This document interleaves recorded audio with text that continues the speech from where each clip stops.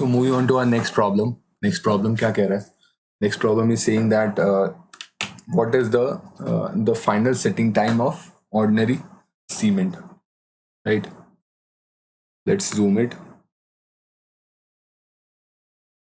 So the next problem is saying the final setting time of ordinary cement. So ordinary यहाँ पे Portland होना चाहिए. Ordinary Portland cement, right? So ordinary Portland cement के final setting time 10 hours या 600 minutes होते हैं. Okay and इसका initial setting time जो होता है उसको हम शॉर्ट में IST लिख देता है, वो होता है 30 minutes, right? Ordinary portland cement का. Now moving on to our next problem, problem number 64. The seasoning of timber. Seasoning of timber क्या क्या हेल्प करता है, क्या एडवांटेजेस होते हैं उसके. So let us see what is seasoning of timber, right? So seasoning of timber cut from freshly felled trees is too wet for normal use and is dimensionally unstable, right? So जो timber होता है freshly failed trees से मिलता है जो, वो बहुत ज़्यादा वेट होता है, बहुत ज़्यादा सॉफ्ट होता है और नॉर्मल यूज़ के लिए, और डायमेंशनली अनस्टेबल होता है. सो ये होगा अनसीजन टिम्बर के लिए. अनसीजन टिम्बर जो होता है वो डायमेंशनली अनस्टेबल होता है, बिकॉज क्या, वो मॉइस्ट है, सॉफ्ट है, राइट? सो उसका जो डायमेंशन है, उसका जो शेप है, उसका जो साइज है, वो इजीली रिफॉर्म हो सकता है और श्रिंकेज और वॉर्पिंग हो सकता है ना? सो इसलिए जो फ्रेशली कट टिम्बर है वो बहुत ज़्यादा सॉफ्ट होता है, डायमेंशनली अनस्टेबल होता है ना. Seasoning is the process of reducing the moisture content, that is drying of timber, in order to prevent the timber from possible fermentation and making it suitable for use, right? So moisture content को reduce करना है so that we can prevent the timber from possible fermentation. Fermentation मतलब कि जैसे उसका जो rotting का process है वो ना स्टार्ट हो जाए, क्योंकि कोई भी चीज़ अगर वेट है सो वो बहुत जल्दी सड़ जाएगी, राइट? बहुत जल्दी वो रॉट हो जाएगा. And making it suitable for use के लिए सुटेबल बनाना. Now it can also be defined as process of drying the wood to a moisture content approximately equal to the average humidity of the surroundings where it is to be permanently fixed, right? तो suppose there is a timber piece है ना. Timber piece का moisture content suppose m% है, और अगर average humidity जो है, average moisture content surrounding का भी m% ही है, सो ना इसमें जो मॉइस्चर कंटेंट है अंदर नहीं आ पाएगा, आएगा ही नहीं, क्योंकि दोनों तरफ जो कॉन्सेंट्रेशन है मॉइस्चर का सेम है ना. अगर कॉन्सेंट्रेशन इधर ज़्यादा होता है, m% से ज़्यादा होता है, सो ऑब्वियसली जो मॉइस्चर है वो टिम्बर में बाहर से अंदर आता है ना. नाउ सो इस वजह से जो मॉइस्चर कंटेंट है टिम्बर का, जहाँ पे हमको यूज़ करना है, रफली उस वहाँ के एवरेज ह्यूमिडिटी के इक्वली मॉइस्चर कंटेंट को ले जाते हैं सीजनिंग में, right? Now very rapid seasoning should be avoided since it causes case hardening and thus increases resistance to penetration of preservatives. So preservatives अगर penetrate नहीं कर पाएंगे तो हमारे जो टिम्बर है डीके हो जाएगा बहुत जल्दी. तो इस वजह से रैपिड सीजनिंग्स को अवॉइड करते हैं, बिकॉज ये क्या करेगा, जो प्रेजेंट पेनिट्रेशन है प्रेजर्वेटिव्स का, उसको रेजिस्टेंस ऑफर करेगा, राइट? सो रैपिड सीजनिंग को भी अवॉइड करना है. Now some objects of seasoning of wood are as follows. Objectives कौन से हैं? फर्स्ट है reduce the shrinkage and warping after placement in structure. Suppose इस टिम्बर में मॉइस्चर कंटेंट बहुत ज़्यादा होता है ना, सो ऑब्वियसली मॉइस्चर जब इवेपोरेट होगा सो ये श्रिंक होगा, इसका साइज जो होगा कम होगा, वॉल्यूम कम होगा, सो श्रिंकेज इसे कहते हैं. एंड वॉर्पिंग भी होगा. So after placement in structure अगर ये होता है तो हमारे जो दो विंडो के फिटिंग्स है वो खराब हो जाएंगी, है ना. तो इसलिए वेल सीजन टिम्बर को ही हम यूज करते हैं. Now second point is increases the strength. Obviously well season timber का स्ट्रेंथ ज़्यादा होगा, ड्यूरेबिलिटी ज़्यादा टाइम तक हम यूज़ कर सकते हैं वेल सीजन टिम्बर को, और वर्केबिलिटी इंप्रूव हो जाएगा. वर्केबिलिटी कैसे इंप्रूव हो जाएगा? एक तो ऐसे कि उसका वेट जो सीजनिंग है उससे क्या होता है, it reduces its weight. So weight reduce होने से क्या होगा, जो टिम्बर है वो हम इजीली यूज़ कर सकते हैं, है ना. Now third is reduces its tendency to split and decay. Obviously decay से बचाएगा और स्प्लिट होने की टेंडेंसी कम करेगा. And the fourth point is it makes it suitable for painting, painting के लिए भी सुटेबल बनाता है सीजनिंग टिम्बर को, राइट। नाउ जो हमारा पहले क्वेश्चन भी देख लेता है, let's move on to our question का आंसर मार्क करते हैं, उसके बाद और फर्दर डिस्कशन करेंगे। So the first point says increases the weight of the timber, right. So that is a wrong, weight को रिड्यूस करता है, अभी हमने पढ़ा। Now improves the strength properties of timber, that is a right, strength increase करेगा। Then dimensional stability बढ़ाता है, does not give dimensional stability, that's wrong, does give dimensional stability. Seasoning अगर अनसीजन टिम्बर होता तब डायमेंशनली अनस्टेबल होता है ना, dimensionally instable होता, तो this is also wrong, so correct answer will be B, है ना। नाउ मेथड्स ऑफ सीजनिंग भी देख लेते हैं एक बार। तो मेथड ऑफ सीजनिंग कौन कौन से होते हैं? पहला होता है नेचुरल सीजनिंग और एयर सीजनिंग। इसमें क्या होता है, क्रिस क्रॉस पैटर्न में जो टिम्बर है उसको रखते हैं, ठीक है, सो दैट फ्री सर्कुलेशन हो सके एयर की इनके बीच में, सो दैट एयर क्या करेगा, इनका जो मॉइस्चर कंटेंट है उसको ग्रेजुअली बहुत धीरे धीरे रिड्यूस करेगा, है ना। और मॉइस्चर कंटेंट कहाँ तक ले जाना है हमें, 12 to 15% तक। And it is extensively used in drying ties and large size structural timbers, okay. And only disadvantage of this method is that its rate of drying is very slow, so बहुत time taking process है। अगर हमें कहीं rapid construction कराना है तो हमें natural seasoning या air seasoning नहीं करवानी होगी, है ना, इससे हमें काम नहीं चल पाएगा। Now moving on to our next method is artificial seasoning में बहुत सारे methods होते हैं, there are 6 methods. So there is a water seasoning, boiling, kiln seasoning, chemical or salt seasoning, है ना, chemical or salt seasoning, and electric seasoning and McNeil's process. इसको हम और डिटेल में पढ़ेंगे कभी और किसी और क्वेश्चन में। Moving on to a next problem. So ये हमने पहले भी डिस्कस किया है कि एफ्लोरेसेंस टेस्ट से क्या होता है, एल्कलीज का पता चलता है, बिकॉज एफ्लोरेसेंस किसकी वजह से मिलता है, एल्कलीज की वजह से। Alkalis are the reason for efflorescence. Efflorescence क्या होता है, जो वाइट पाउडरी पैचेस डेवलप हो जाते हैं हमारे स्ट्रक्चर पे या ब्रिक्स पे, ब्रिक के सर्फेस पे, से उसे क्या कहते हैं, एफ्लोरेसेंस। तो एफ्लोरेसेंस टेस्ट क्या देगा, एल्कलिटी का पता देगा, मतलब एल्कलिटी है कि नहीं है, ब्रिक्स में कितनी ज़्यादा है कम है ना, इसका एक रफ आइडिया देगा।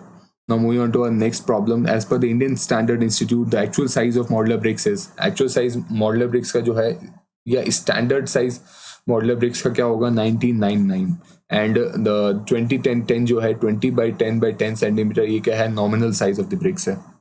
nominal size कैसे मिलता है, 1-1 सेंटीमीटर चारों तरफ मोटार का साइज ऐड करने पे नॉमिनल साइज मिलता है हमें ब्रिक का, है ना। Moving on to the next problem. Next problem says is that the rocks formed due to solidification of molten mass lying below or above the earth surface. Molten mass, इस molten mass को क्या कहते हैं, जो अगर earth surface के नीचे है, अर्थ सर्फेस के अंदर है, तो इसका नाम होता है magma, and if it comes above the earth surface it is known as lava. So इनके सॉलिडिफिकेशन की वजह से जो रॉक्स बनती हैं उनको क्या कहते हैं, इग्नेस रॉक्स। और जो सेडिमेंट्स होते हैं, ठीक है, उनके डिपोजिशन से जो रॉक्स बनती है उन्हें क्या कहते हैं, सेडिमेंट्री रॉक्स। और जो सेडिमेंट्री और इग्नेस रॉक्स के ऊपर हीट और प्रेशर की वजह से जो इफेक्ट पड़ता है, उनका जो मिनरल स्ट्रक्चर है, ठीक है, अलाइनमेंट ऑफ मिनरल्स है, वो चेंज हो जाता है।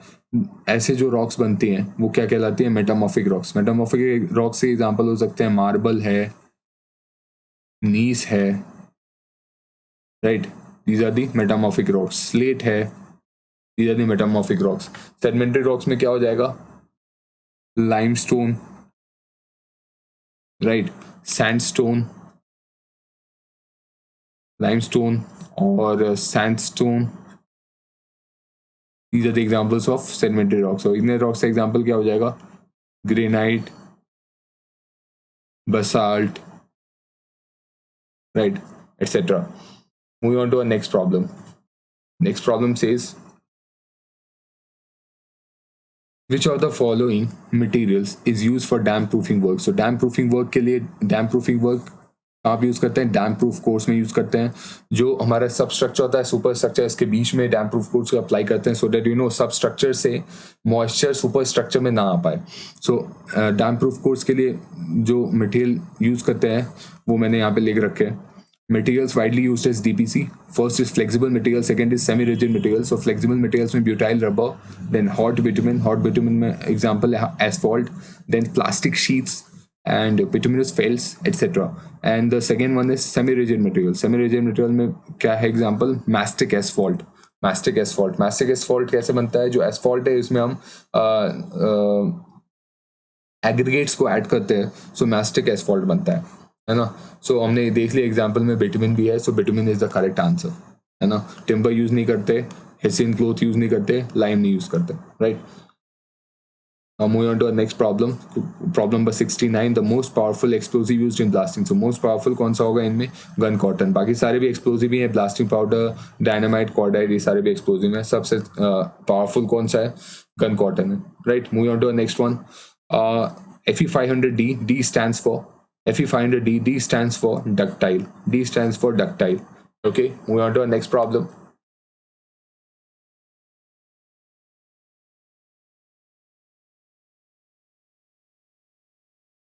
नेक्स्ट. सो यहाँ पे मैंने ये बता रखा है कि जो एफ्लोरेसेंस टेस्ट होता है उसका प्रोसीजर क्या है और उससे हमें क्या कैसे हम उसे रीड करते हैं, right. So efflorescence test in bricks, इसका कोड है IS 3495 पार्ट 3, है ना. इसमें apparatus क्या होता है? Let's see. Shallow flat bottom disc containing sufficient distil water to completely saturate the specimen. So shallow flat dish है एक, इसमें स्क्वायर साइज का, स्क्वायर पैटर्न का होगा, 180 mm by 180 mm by 40 mm 40 mm depth होगी, है ना. स्क्वायर शेप का होगा या सिलेंड्रिकल शेप का होगा जिसमें 200 mm डायमीटर होगा और 40 mm डेप्थ होगी, राइट. नाउ इसका प्रोसीजर क्या है? सो प्रोसीजर में ऐसा ही कुछ है कि ब्रिक्स को ऐसे इरेक्ट वे में खड़ा कर देते हैं, राइट. इसमें जो डेप्थ ऑफ वाटर है वो 25 mm है, 25 mm डेप्थ ऑफ वाटर रखते हैं. So place the end of the bricks in the dish, depth of immersion in water being 25 mm. Place the whole arrangement in warm 20-30 Celsius, well ventilated room में 20-30 degree Celsius temperature पे रख देते हैं इस apparatus, इस arrangement को, right, until all the water in the dish is absorbed by the specimen and surplus water evaporates. So brick क्या करेगा? धीरे धीरे इस वाटर को कैपिलैरिटी के थ्रू, कैपिलैरिटी के हेल्प से पूरे ब्रिक में ये वाटर एब्जॉर्ब हो जाएगा, है ना. और जो एक्सेस वाटर होगा सरफेस, ब्रिक के सरफेस पे आएगा और सरफेस पे आके इवेपोरेट हो जाएगा. और इस प्रोसेस को एक और बार रिपीट करते हैं. When the water has been absorbed and brick appears to be dry, place a similar quantity of water in the dish and allow it to evaporate as before. So इस process को एक और बार repeat करते हैं ना. उसके बाद जो भी चेंजेस आते हैं ब्रिक के सरफेस पे उसको रीड करते हैं. So the liability to efflorescence. Efflorescence क्या होता है? वाइट पाउडरी पैचेस डेवलप होते हैं, वाइट पैचेस डेवलप होते हैं. So reported as nil, slight, moderate, heavy, serious. So let's see how इसको कैसे बताएंगे. तो नील कब कहेंगे? जब देयर इज नो परसेप्टेबल, जो भी वाइट पैचेस डेवलप होने चाहिए थे वो हमें दिख नहीं रहे हैं, ठीक है, ब्रिक की सरफेस पे परसेप्टेबल नहीं है नेकेड आइज से. सो इन्हें क्या कहेगा? इन्हें कहेंगे नील डिग्री ऑफ एफ्लोरेसेंस है, right. Now second is slight कब होगा? जब 10% से ज़्यादा नहीं, not more than 10% of the exposed area of the brick is covered with a thin deposit of salt, ठीक है. 10% एरिया से ज़्यादा जो एरिया है वो एक्सपोज्ड एरिया है वो कवर नहीं होगा थिन डिपॉजिट से. सो इसको कहेंगे slight. Then the next one is moderate. So moderate कब कहेंगे? Moderate will be called when more than 10%. 10% से 50% जो एरिया है, moderate when there is heavier deposit in under slide covering up to 10% to 50%, ठीक है. 10% से ज़्यादा, 50% से कम एक्सपोज एरिया जो है वो वाइट पाउडरी पैचेस से कवर है, बट जो ब्रिक का सरफेस है वो फ्लेक अवे नहीं हो रहा है, वो पाउडर फॉर्म में कन्वर्ट नहीं हो रहा है, ठीक है, टूट नहीं रहा है. So it's but unaccompanied by powdering और फ्लेकिंग ऑफ दी सरफेस. ऐसे क्या कहेंगे? मॉडरेट कहेंगे. एंड हैवी में क्या होगा? जो 50% से ज़्यादा, greater and equal to 50% area है वो वाइट पाउडरी पैचेस से कवर हो रहा है, राइट. वाइट पाउडरी पैचेस से कवर हो जा रहा है, बट जो सरफेस है वो पाउडर या फ्लेक अवे नहीं हो रहा है. सो इसे क्या कहेंगे? Heavy, right. And the next one is जो सीरियस है, तो मतलब greater than equal to 50% area cover भी हो रहा है वाइट पाउडरी पैचेस से, और जो सरफेस है वो भी पाउडर या पाउडर फॉर्म में कन्वर्ट हो जा रहा है, it is getting flaked away, right. So इसको क्या कहेंगे, सीरियस, ठीक है, इस एफ्लोरेसेंस को कहेंगे सीरियस, है ना। Moving on to a next problem. Next problem says what, तो नेक्स्ट प्रॉब्लम हमको बता रहा है, pick up the incorrect statement from the following. So in a king post truss, one vertical post is used, right? Second statement is queen post truss में one vertical post होता है, right? Pratt truss में consist of verticals and diagonals. Pratt truss consist of verticals and diagonals. और trusses are effective structural members because they have high strength to weight ratio. So truss जो होता है उसमें जो members होते हैं बहुत पतले होते हैं, स्लेंडर होते हैं, स्लेंडर मेंबर्स यूज होते हैं। सो उनमें जो उसका जो वेट होता है बहुत कम होता है, बट इसका स्ट्रेंथ बहुत हाई होता है। So high strength to weight ratio, this is the correct statement, this is the correct statement, right. Now और भी देखते हैं इन ट्रसेस का शेप देख लेते हैं, स्ट्रक्चर देख लेते हैं ये ट्रसेस का। So first is queen post truss, इसमें दो वर्टिकल मेंबर है, there are two vertical members, not one vertical member, one vertical member नहीं है, टू वर्टिकल मेंबर्स है। This is the king post truss, obviously इसमें one vertical member ही है, like you can see, है ना। Then next is Howe truss, Howe truss में क्या है, वर्टिकल मेंबर्स भी हैं, डायगोनल मेंबर्स भी हैं, both vertical and diagonal members, और जो डायगोनल मेंबर्स हैं वो किधर पॉइंट कर रहे हैं, सेंटर की तरफ इंक्लाइंड है, ठीक है, सेंटर की तरफ इंक्लाइंड है, जो सेंटर है, this is the centre, centre की तरफ इंक्लाइंड है, राइट। नाउ वॉरेन ट्रस है, इसमें सिर्फ डायगोनल मेंबर्स हैं, right. The next one is Pratt truss. Pratt truss में both vertical and diagonal members are there, but the diagonal members are inclined away from the center. जो center है inclined away from the center. This is the Pratt truss, right? Pratt truss. और जो Fink truss होता है, Fink truss कुछ ऐसा shape होता है, कुछ ऐसा स्ट्रक्चरल अरेंजमेंट होता है, right. So let's see what are the statements. तो पहला किंग पोस्ट ट्रस में one vertical post, this is the right statement. Queen post truss में one vertical post is used, that's wrong, two vertical post अभी हमने देखा। Then pratt truss में both verticals and diagonals are there, so this is also the correct one. So जो हमारा correct answer होगा, incorrect statement pick करना है, so this is the B, right. Moving on to a next problem number 72. Gypsum is added in the manufacture of Portland cement in order to lengthen the initial setting time of cement. So correct answer will be B1, option B. Moving on to the next one. So the shape of the road pavement in the longitudinal direction is called, so longitudinal direction में जो भी slope है shape नहीं, slope road का है, उसे हम कहते हैं gradient, ठीक है। Moving on to our next problem. Next problem says what? Indian Roads Congress was set up in. So Indian Road Congress कैसे सेटअप हुआ था? सबसे पहले जयकार कमेटी फॉर्म हुई थी। जयकार कमेटी 1927 में, इसने बोला था कि एक सेमी टेक्निकल बॉडी का फॉर्मेशन होना चाहिए, ठीक है। There should be a semi technical body to research about the roads, to make rules and regulations. तो इस सेमी टेक्निकल बॉडी को क्या बोला गया? इंडियन रोड्स कांग्रेस, और ये 1934 में बनी थी, ठीक है, 1934. Correct answer will be B option, right? Moving on to the next one. Traffic volume study is carried out to use in the analysis of traffic patterns and trends. Obviously, traffic volume study क्या होगा? Traffic volume क्या होता है? जो भी एक road है, किसी भी पर्टिकुलर सेक्शन से कितने व्हीकल्स पास हो रहे हैं, ठीक है, व्हीकल्स पर यूनिट टाइम, ये टाइम यूनिट कुछ भी हो सकते हैं, स्कार आर हो सकती है ना, सेकंड हो सकती है, सेकंड जनरली नहीं कंसिडर करते, बहुत टीडियस हो जाएगा। सो आर कंसिडर कर सकते हैं, 2 आवर्स कंसिडर कर सकते हैं, 5 आवर्स कंसिडर कर सकते हैं, जो भी हमारा मन हो।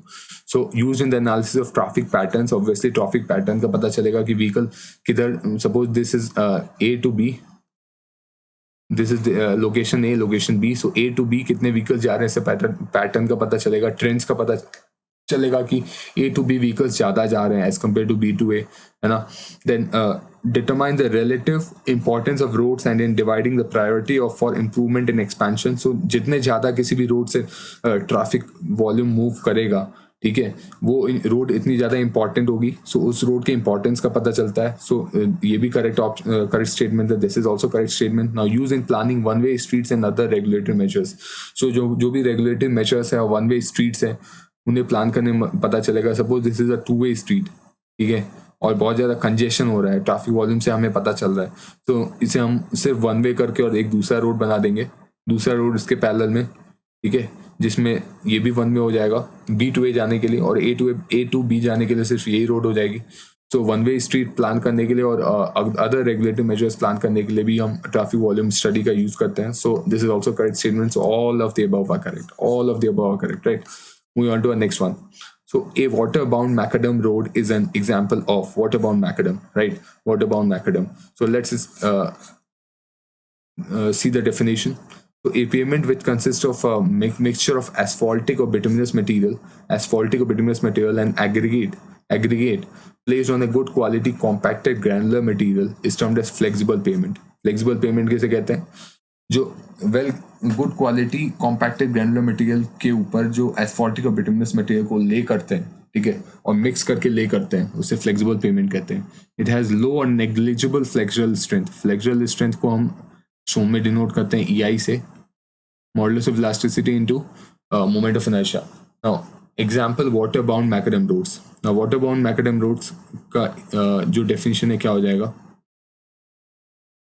So the roads whose wearing course consists of clean crushed aggregates mechanically interlocked by rolling, bounding together with filler material and water and laid on a well compacted base course is called water-bound macadam. This is the definition of water-bound macadam roads. So example जो है water-bound macadam is what? It is a flexible pavement, right? It is a flexible pavement. Moving on to our next problem. Problem number 77. According to IRC recommendations, the centrifugal force corresponding to 3/4 of the velocity. 3/4 of the velocity. Right? 3/4. 3/4 of the velocity is balanced by. So IRC क्या recommend करती है? IRC says, as per IRC, centrifugal force corresponding to 75% of design speed is counteracted by providing super elevation on horizontal curves. IRC recommends the formula E is equal to 0.75V, 75% design speed divided by V whole square by 127R. इसको जब solve करते हैं तो ये V square by 225R बन जाता है। E super elevation, I the radius of horizontal curve in meter, V is the design speed in kmph, right? So ये क्यों करते हैं? This has been done because India has mixed traffic conditions है, ठीक है, कोई स्लो मूविंग व्हीकल्स भी हैं और बहुत हाई मूविंग व्हीकल्स भी हैं। सो दोनों के लिए हमें सुपर एलिवेशन सेटिस्फाई करना है। सो इसलिए 75% डिजाइन स्पीड को हमने लिया, ठीक है, because slow moving and fast moving vehicles both are traveling on the same road. Okay, super elevation calculated using above formula should be less than maximum permissible value. तो maximum permissible value से कम होना चाहिए, E maximum से कम होना चाहिए जो super elevation इस formula से आया, ठीक है, and shall be more than minimum value which is the camber of the road.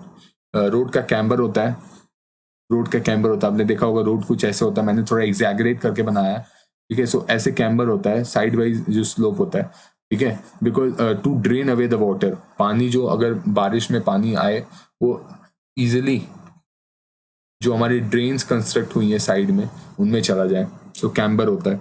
So this is the remaining centrifugal force is balanced by friction, ठीक है। Now E is less than E maximum जितना develop होना चाहिए उससे कम है। So remaining centrifugal force जो है, because हमने 75% डिजाइन स्पीड के लिए ही डिजाइन किया है, सुपर एलिवेशन प्रोवाइड किया है, सो रिमेनिंग स्पीड को काउंटरैक्ट कौन करेगा? फ्रिक्शन, जो लैटरल फ्रिक्शन है, उसकी वैल्यू IRC ने रेकमेंड की है 0.15, राइट, 0.15। सो करेक्ट वन क्या हो जाएगा? सुपर एलिवेशन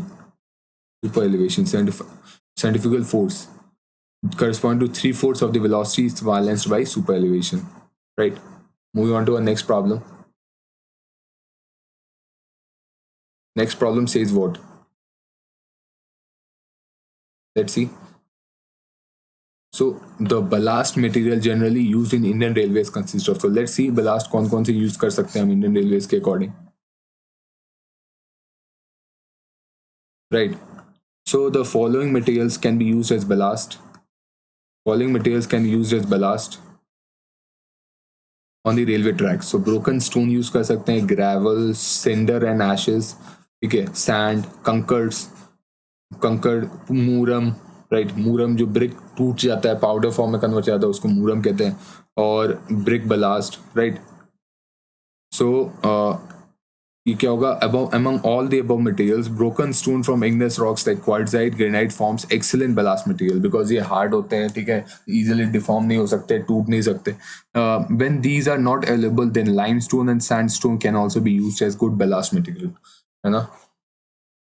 Now ballast का function क्या होता है ये भी देख लेते हैं. The longitude ब्लास्ट का फंक्शन होता है provide stability to the track, right. और ब्लास्ट एक प्रॉपर ड्रेनेज भी प्रोवाइड करता है ना. अगर अदरवाइज वाटर लॉगिंग हो जाएगी, जैसे अभी हमारे आसाम में बहुत ज़्यादा बारिश हो रही है ना. और फ्लड्स आई हुई है ब्रह्मपुत्र रिवर्स में भी. सो अगर वाटर लॉगिंग हो गई, अगर हैवी रेन में वाटर लॉगिंग होगी रेल ट्रैक्स पे, सो हमारी रेल ट्रैवल नहीं कर पाएगी, ट्रेन ट्रैवल नहीं कर पाएगी. सो इस वजह से बलास्ट भी उसमें भी हेल्प करता है प्रॉपर ड्रेनेज प्रोवाइड करने में. सो ब्रोकन स्टोन भी यूज कर सकते हैं, ग्रेवल भी यूज कर सकते हैं, और मुरम भी यूज कर सकते हैं. तो all of the above are correct, right. All of the above are correct. Moving on to next one, creep causes. So creep के बारे में थोड़ा डिटेल में स्टडी कर लेते हैं. तो क्रीप क्या होता है? The longitudinal movement of rails along with sleepers sometimes is called creep in rails. Okay, longitudinal movement को क्या कहते हैं? क्रीप कहते हैं of the rails. Now, this happens due to longitudinal horizontal force produced by wave-shaped deflection of rail under rolling dynamic load of wheel, and also due to braking force provided by stopping to slow down the train. ठीक है. इसमें creep में दो theories होती हैं. एक होती है वेव थियरी, एक होती है परकशन थियरी.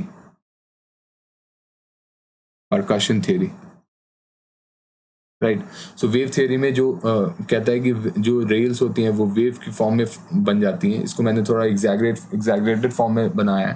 तो रेल्स कुछ वेव्स फॉर्म में बन जाती हैं because of travelling movement of trains, right. और इवन ब्रेकिंग ऑफ ट्रेन्स की वजह से भी जो रेल्स होती हैं वो लॉन्ग टर्म डायरेक्शन में मूव करती हैं. So following are some of the major effects of creep in rails. So इसके इफेक्ट क्या क्या है? Most serious effect is buckling of track in the lateral direction. So जैसे suppose this is the top view of are railway track. तो creep की वजह से क्या होगा, अगर हमने प्रॉपर जॉइंट्स पे स्पेसिंग नहीं प्रोवाइड की है, तो क्या होगा, जो रेल्स हैं वो बकल हो जाएंगे ऐसे लैटरल डायरेक्शन में हमारे ट्रेन्स के डीरेलमेंट के चांसेस रहेंगे, right. So buckling of track in lateral direction if unattended and not properly removed it causes derailment हो सकती है और एक्सीडेंट हो सकता है, ट्रेन एक्सीडेंट हो सकता है. Now sleepers do not remain at fixed position, and then gauges of the track get disturbed and alignment and rail level is also disturbed. अगर स्लीपर प्रॉपर्ली अपने पोजीशन पर नहीं रहे, ये जो स्लीपर्स हैं, these are the sleepers, है ना. सो जो गेज है, जो दो रेल्स के बीच का जो गैप है, ठीक है, फेस ऑफ द रेल्स के बीच का जो गैप है, ठीक है, वो प्रॉपर्ली मेंटेन नहीं रहेगा, गेज डिस्टेंस से ज़्यादा हो जाएगा या कम हो जाएगा, अगेन ये ट्रेन्स के डीरेलमेंट के लिए कंडीशन बन जाएगी, है ना. And the next one is the gap between two rail lines are widened at some places while closer at some places, causing fish bowls to be pulled or broken. Fish bowls कौन से होते हैं? दो rails को join करने के लिए fish balls हम यूज करते हैं. Suppose this is one rail, यहाँ पे फिश प्लेट लगाते हैं. फिश प्लेट लगाने के बाद यहाँ पे फिश बोल्स लगाते हैं. मिनिमम 4 फिश बोल्स प्रोवाइड करना होता है एज पर Indian railways. So this is the fish plate and fish bolts, दो रेल्स को कनेक्ट करने के लिए. सो फिश बोल्स और या तो पुल हो जाएंगे या ब्रेक हो जाएंगे बिकॉज ऑफ क्रीप, है ना. And location of points in crossing होती है हमारी, जहाँ पे भी हमें एक ट्रैक से दूसरे ट्रैक पे ले जाना है अपनी ट्रेन को, या डायरेक्शन चेंज करनी है. So points in crossing provide किया जाता है. सो इंटरलॉकिंग मैकेनिज्म भी डिस्टर्ब हो जाएगा और पॉइंट्स इन क्रॉसिंग भी डिस्टर्ब हो जाएंगे. तो इस केस में क्या होगा, creep causes opening of rail joints, right, distortion of points in crossing अभी हमने पढ़ा, and buckling of track, right. So all of the above are correct, right. Moving on to next one. So desirable side distance is equal to desirable side distance हम किसे कहते हैं? Intermediate side distance को कहते हैं. Intermediate side distance को हम desirable side distance भी कहते हैं. और इंटरमीडिएट साइड डिस्टेंस को शॉर्ट में ISD लिखते हैं. ये क्या होता है? Twice of SSD, Twice of SSD. SSD क्या है? Stopping side distance. So correct answer will be B. Twice the stopping side distance. Twice the stopping side distance. Move on to our next one. The selection of highway routes depends upon. Selection of highway routes किसके पे depend करेंगे? Feasibility of attaining ruling gradient. This is the correct one. ठीक है, कितना gradient हम attain करा सकते हैं इस पे डिपेंड करेगा. Minimum number of bridges, minimum of obstructions आने चाहिए. सपोज हमें ऐसा कोई अलाइनमेंट मिला है जहाँ पे हमें कोई ब्रिजेस कंस्ट्रक्ट ना करना पड़े, सो ऑब्वियसली हम उसे चूज करेंगे बिकॉज बिग ब्रिज कंस्ट्रक्ट करने में हमें कॉस्ट इन्वॉल्व होती है. ठीक है. Now avoidance of cutting hard rocks वाला स्ट्रैटा अगर आता है तो हम उसे अवॉइड करेंगे बिकॉज उसको कट करना बहुत ही डिफिकल्ट होगा. So C statement is also correct. So all of the above correct. Right. Moving on to next one. Moving on to next problem. Problem number 82 क्या कह रहा है? Road connecting two towns is called in. दो towns को connect करने वाली roads क्या कहलाएंगी? Country roads. अर्बन रोड्स क्या होंगी? जो हमारे सिटीज में रोड्स होती हैं वो अर्बन रोड्स हैं. हाईवेज क्या है? हाईवेज हाई स्पीड ट्रैक्स होती हैं. ठीक है. इसमें होता है 2 national highway, state highway, express highway. ठीक है. सो कंट्री रोड्स होंगी. इस करेक्ट क्वेश्चन का करेक्ट आंसर क्या हो जाएगा? Country roads. Right. Moving on to next one. So in whole circle bearing system, south 25 degree 15 minute east corresponds to what? South 25 degree 15 minute east corresponds to what? So let's understand.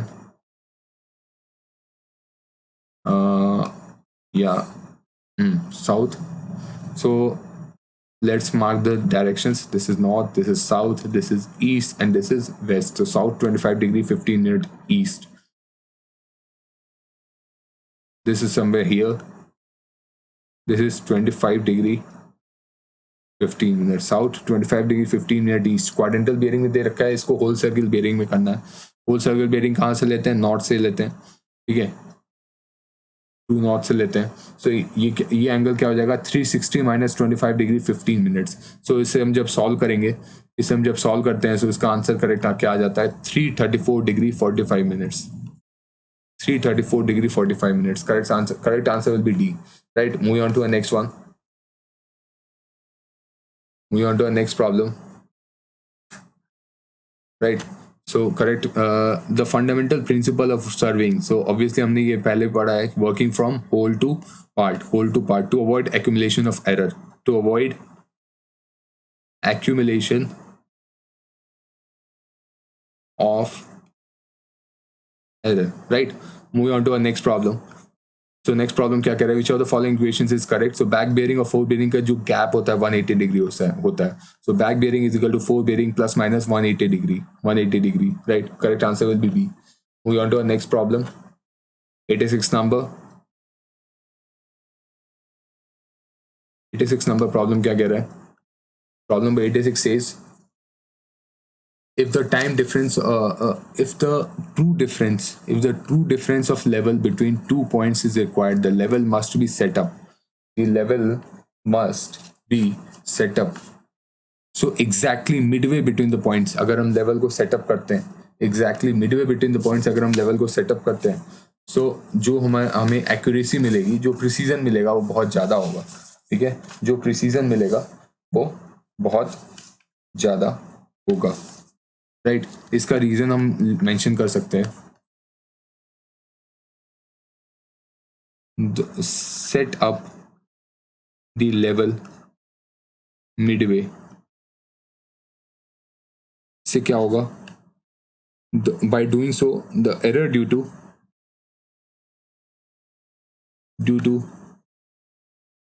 Earth's curvature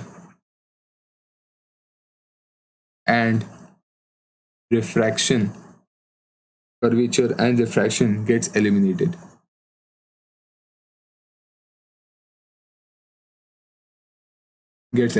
Right. So correct answer क्या होगा? Exactly midway between the points. C option will be correct. Moving on to our next one. So curvature of the earth is taken into consideration of the limit. पिछले class में मैंने इसको 195 kilometre बताया था, kilometre square बताया था. ठीक है. और कुछ लिटरेचर्स में, कुछ बुक्स में इसको 250 किलोमीटर से ज़्यादा पे भी बताते हैं. सो करेक्ट आंसर डी हो जाएगा. मोर than 250 kilometre square. Geodetic serving करते हैं. कर्वेचर जब कंसिडर कर रहे हैं मतलब जियोडेटिक सर्विंग कर रहे हैं, ठीक है, इसका मतलब कि मोर देन 250 किलोमीटर स्क्वायर इस क्वेश्चन के हिसाब से most appropriate answer. Moving on to our next problem. The longest of the chain lines used is in making a survey is generally regarded as. So longest chain line जो होता है उसे हम कहते हैं base line. Base line, right. इसका definition देख लेते हैं थोड़ा सा ब्रीफ में. So base line is the longest survey line. Longest survey line, right? That will divide the total area. That will divide the total area into two parts.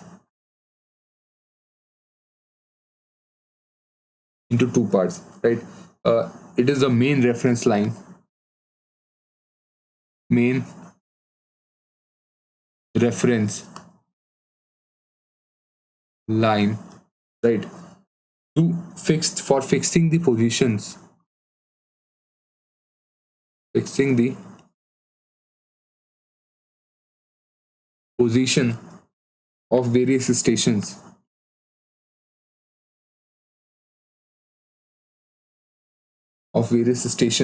And also to fix the direction of other lines.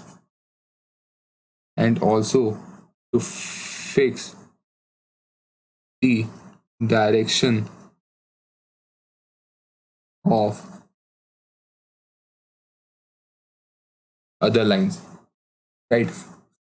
So correct answer will be baseline, option B. Moving on to our next problem. So offsets कितने type के हो सकते हैं? Perpendicular offset भी हो सकता है, oblique offset भी हो सकता है, right? So both A and B, are correct. So offset का जो फंक्शन होता है वो क्या होता है, इसे हम ब्रीफ में समझ लेते हैं. So offsets are used to locate objects which lie in the vicinity मतलब surroundings, right? So vicinity of the main survey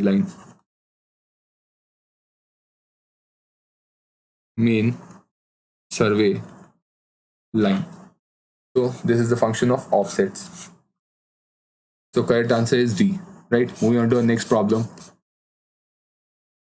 Next problem says for the plotting of small areas which can be commanded from a single station is usually done on the plane table by method of.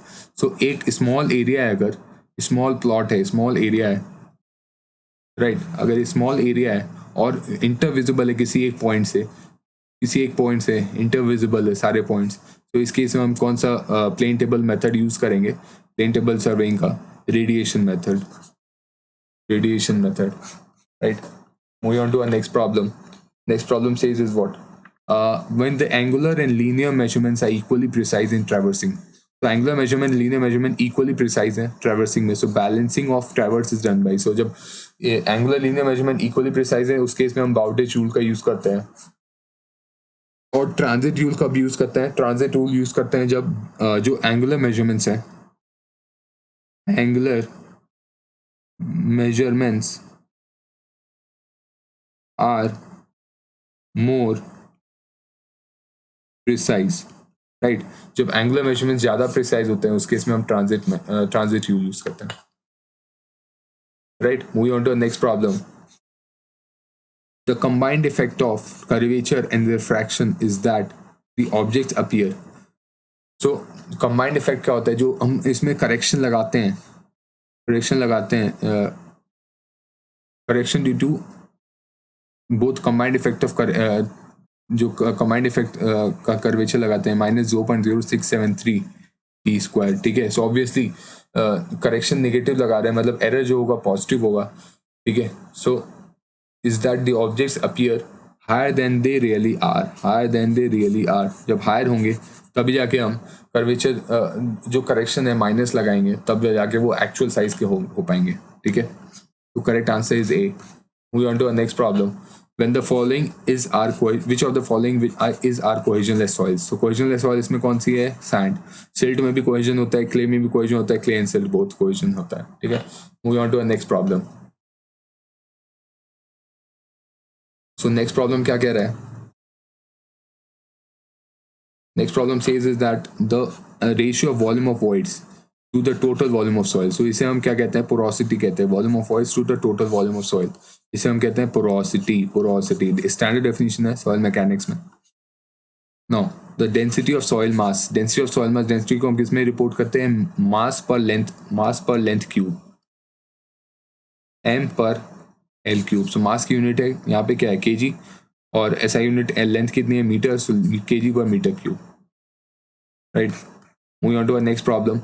The water content in the soil at which just shear strength develops is called. So water content at which. So इस case में क्या होगा? इस case में again हम अगर Atterberg curve draw करें. Let's draw fastly. Right. So this is plastic limit, and this is our liquid limit. Right. Let's highlight this.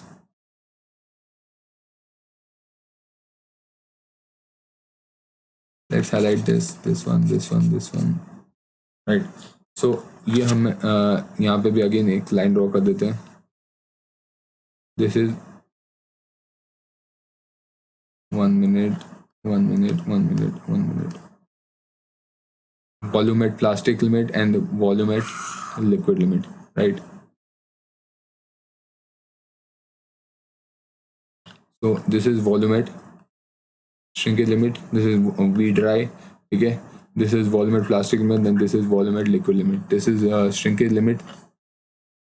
This is shrinkage limit, this is plastic limit, and this is liquid limit. So liquid limit जो होता है हमारा, liquid limit पे के आगे जो soil है almost like a liquid behave करती है, और liquid limit पे जो shear strength होता है वो almost negligible होता है, but होता है उसकी magnitude होता है सारे soils में, almost सारे soils में 2.7 kilonewton per meter square.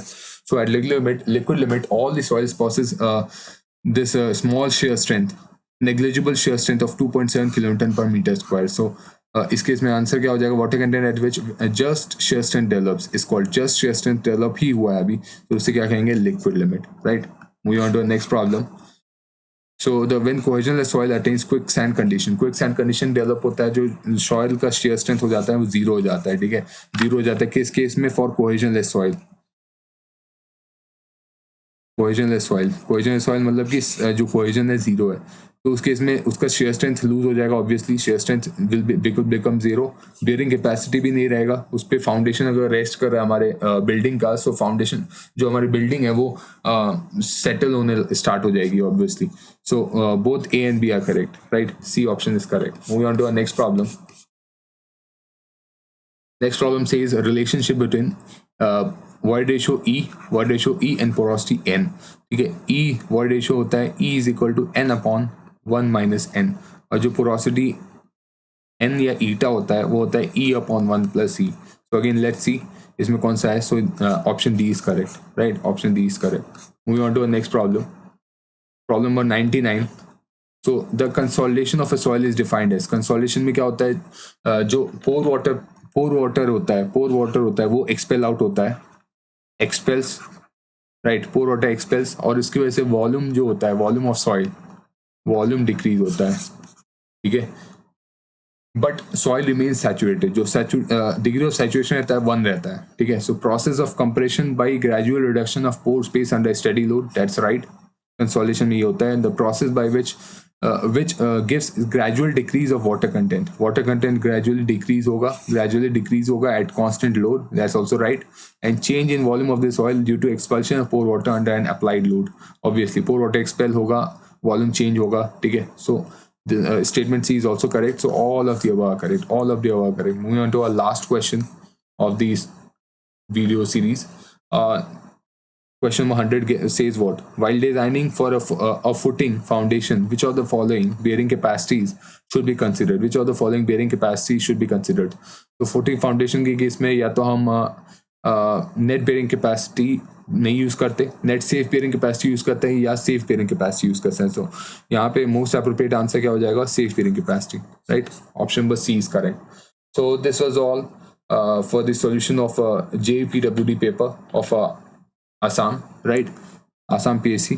So again, to remind you, July 1 is when our batches are going to start, okay? And we are starting with one of the most important subjects, right? So that you know you can gain maximum marks in your examinations, okay?